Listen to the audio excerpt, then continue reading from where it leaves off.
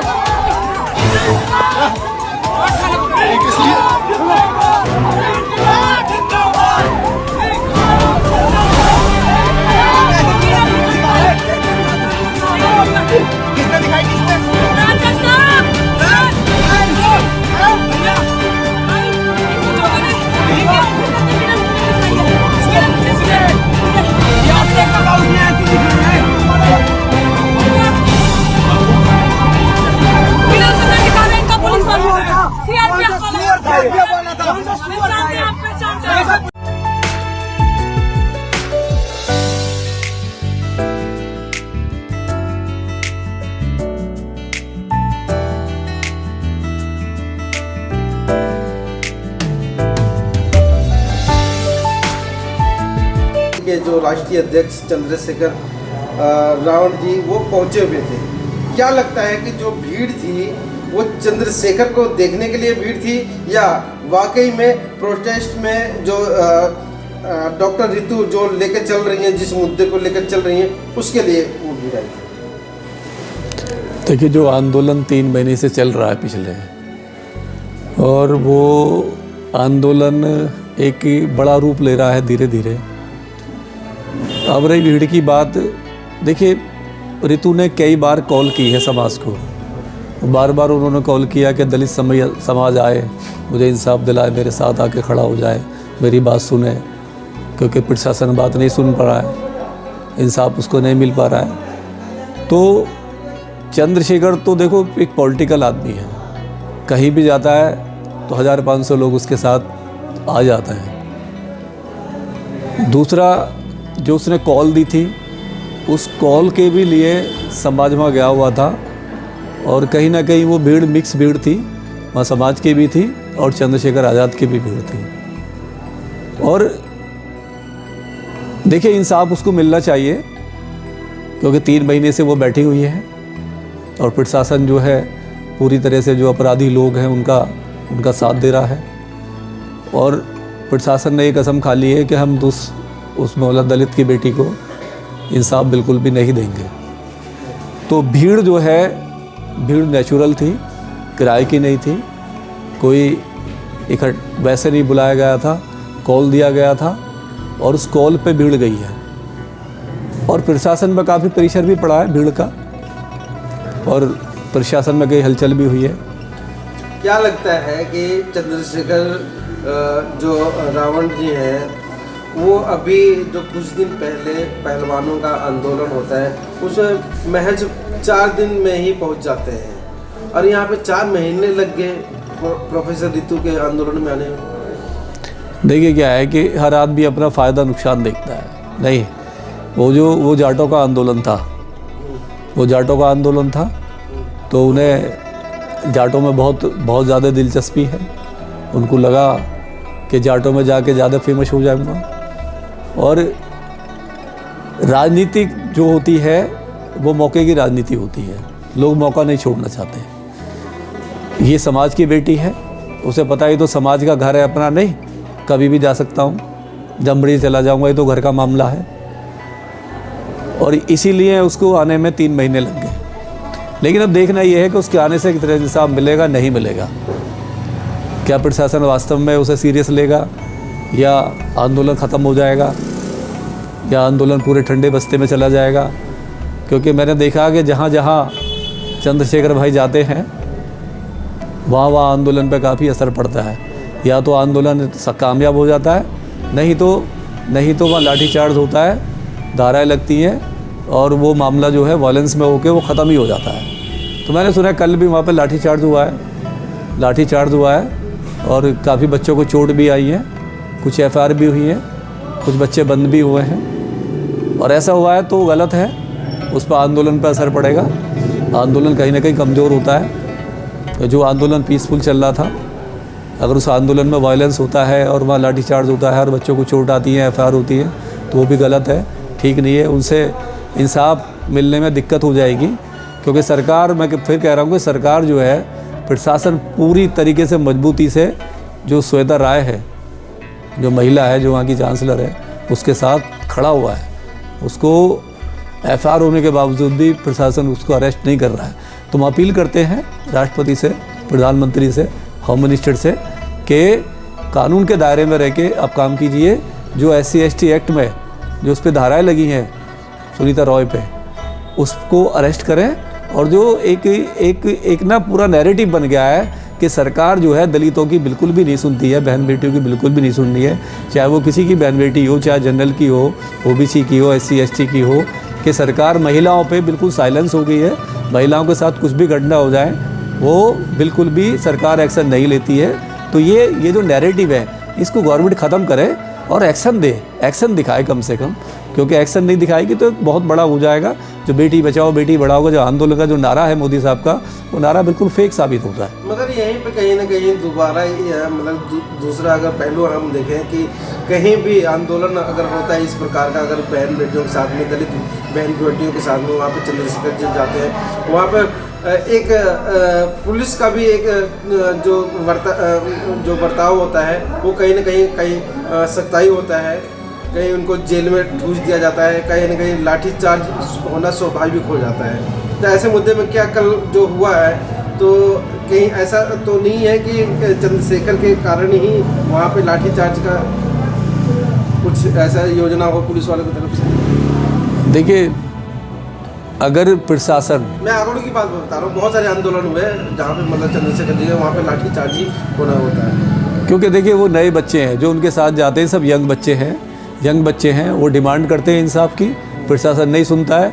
दोनों तरफ से प्रेशर होता है। जब प्रेशर होता है तो पुलिस को आसान हो जाता है लाठीचार्ज करना, उनको बंद करना। रविदास मंदिर में भी हमने देखा, रविदास आंदोलन में चंद्रशेखर की एंट्री थी, वहाँ भी लाठीचार्ज हुआ। नहीं, इंसाफ का मतलब कि ज़बरदस्ती नहीं मांग सकते ना, कि कानून को बिल्कुल ऐसे मतलब ज़बरदस्ती घुस करके या उनसे ऐसे मतलब बोल करके, कहीं ना कहीं एक गरिमा होती है ना। जब संविधान की बात करते हैं तो संविधान में देखिए सारे संविधान के रूल हमारे लिए बने हुए हैं, मतलब जितने भी रूल हैं, जो भी रूल है, कुछ सब हम ही लोग चलेंगे नहीं। मतलब प्रशासन संविधान को बिल्कुल भी नहीं मानेगा। अगर प्रशासन संविधान को बिल्कुल भी नहीं मानेगा, पूरा दलित समाज ही संविधान को लेकर चलेगा, सारे रूल रेगुलेशन करेगा। अभी तक जो 3 महीने से जो आंदोलन वो चल रहा है ऋतु का, वो सारे रूल रेगुलेशन से ही चल रहा है। और रूल रेगुलेशन की जो धज्जियाँ जो उड़ाई हैं, वो रात उसको जो सुबह जो उसका जो धरना पुलिस ने हटाया, वहाँ से हटाया, सारा सामान चोरी करके लेके और उसको हटा दिया और उसके साथ में बदतमीज़ी की। तो ये कौन सा कानून है? कोई नोटिस नहीं दिया, कोई भी नोटिस नहीं दिया, संविधान को भी ताक पर रख दिया। तो ये क्या है? देखिए, वायलेंस का जो ठेका है वो हमने नहीं ले रखा। वायलेंस दलित या कमज़ोर जब भी करेगा जब उसको इंसाफ नहीं मिलता है। जब आप इंसाफ नहीं दोगे, उसकी नहीं सुनोगे, उसको मारो पीटोगे, उसके साथ बदतमीजियाँ करोगे और संविधान और SC/ST एक्ट लगने के बावजूद भी जो सुनीता राय है उसको आप अरेस्ट नहीं करोगे, कोई कार्रवाई नहीं करोगे, तो समाज क्या करेगा? समाज पैनिक होगा। मतलब ये है कि कानून जो है अग्रेसित कर रही थी क्या भीड़ को? यस, कानून देखिए उनकी डिमांड क्या है? उनकी डिमांड ये है कि जो सुनीता राय है उसको अरेस्ट करा जाए। आप उसको, जब कोर्ट ने भी बोला है, भाई कोर्ट भी कह रहा है उसको अरेस्ट करो, प्रशासन तो मतलब प्रशासन को क्या हो गया? प्रशासन क्यों नहीं उसको, मतलब इतनी बड़ी हो गई है, वो इतनी बड़ी हो गई है। पूरा दिन जो है शांतिपूर्वक चला है और वहाँ पे मतलब बहुत सारे मतलब नारे वारे भी लग रहे थे। मतलब शाम होते ही लाठीचार्ज का मतलब क्या बनता है? तो ये तो प्रेशर कहीं ना कहीं से फ़ोन आया होगा, कहीं ना कहीं से फ़ोन किया होगा नहीं कि भाई अब इनको हटाओ, इनको यहाँ से। सीधा है, कहीं ना कहीं से फ़ोन आया होगा, उन्होंने बोला होगा कि हटाइए इनको यहाँ से, क्योंकि ये तो दलित ही तो है नहीं। दलित की क्या औकात है इस देश में? दलित की बहन बेटी की क्या औकात है? नहीं। अगर यही बेटी अगर किसी मतलब हाई कास्ट की बेटी होती, कोई जनरल की बेटी होती, तो अब तक इंसाफ मिल चुका होता उसको। दलित को तो इंसाफ इस देश में जब भी मिल रहा है तो रोडों पर आके मिलता है। आपने देखा होगा SC/ST एक्ट में हमने शांति से भी बात की नहीं, हमने कानून का सहारा लिया, हमारी नहीं सुनी, हम रोड पे आए, हमने आंदोलन किया, तब सरकार को कहीं ना कहीं झुकना पड़ा। रविदास में आपने देखा है, रविदास के में हमने कानूनी लड़ाई लड़ी, नहीं माना प्रशासन ने नहीं सुनी हमारी, मजबूरी में हमें रोड पे आना पड़ा। जब रोड पे हम लोग आए, जब यही सरकार थी, इसी सरकार ने फिर हमको इंसाफ दिया। तो क्या हमने कई सारे देखे हैं। 13 पॉइंट रोस्टर का हम भूल गए क्या? 13 पॉइंट रोस्टर में भी वही था, हमें बार बार रोड पे आना पड़ता है। प्रशासन हमें मजबूर कर रहा है, बार बार हम रोड पे आएँ, अपना टाइम ख़राब करें, अपना पैसा ख़राब करें, और इसमें हरासमेंट होती है जब हम रोड पे आते हैं। हमें सरकार से कोई मज़ा नहीं आता रोड पे आने में। हम आप जो कह रहे हैं तो फिर ये ऐसा दलितों के साथ में ही क्यों हो रहा है? क्या लीडरशिप में कहीं कमी आ रही है, या कहीं ना कहीं जो नेतृत्व करता है उसके मतलब कि उसमें कमी आ रही है? देखिए, कमी आ रही है क्योंकि हमारे जो पॉलिटिशियन हैं, जिनको हमने चुना, हमने जिनको चुन के भेजा है, जो पार्लियामेंट में है, वो बिल्कुल भी काम नहीं कर रहे हैं। वो हमारे हक़ की आवाज़ नहीं उठा रहे, हमारे मुद्दों की बात नहीं कर रहे, हमारे लिए कोई पॉलिसी नहीं बना रहे। वो सब जिन पार्टियों में गए हैं, वो उन्हीं पार्टियों के चमचे बन के रह गए हैं, उनके गुलाम बन के रह गए हैं। जाते तो रिजर्व सीट हैं, मगर बना तो रहा है यही समाज ना। फिर अब क्या करेगा समाज? तो वोट देगा ही देगा। समाज वोट दे रहा है अपने कामों के लिए, कि जब हमारे अधिकार छीने जाएं, जब हमारी बहन बेटियों के साथ रेप होता है, तो आप लोग हमारी मदद करोगे, आप लोग हमारी आवाज़ बनोगे। लेकिन ऐसा होता नहीं है। वो लोग पार्लियामेंट में जाते हैं, और पार्लियामेंट में जाने के बाद में वो लोग गुलाम बन जाते हैं, और वो उन्हीं की विचारधारा पे काम करते हैं जो विचारधारा हमारे खिलाफ है।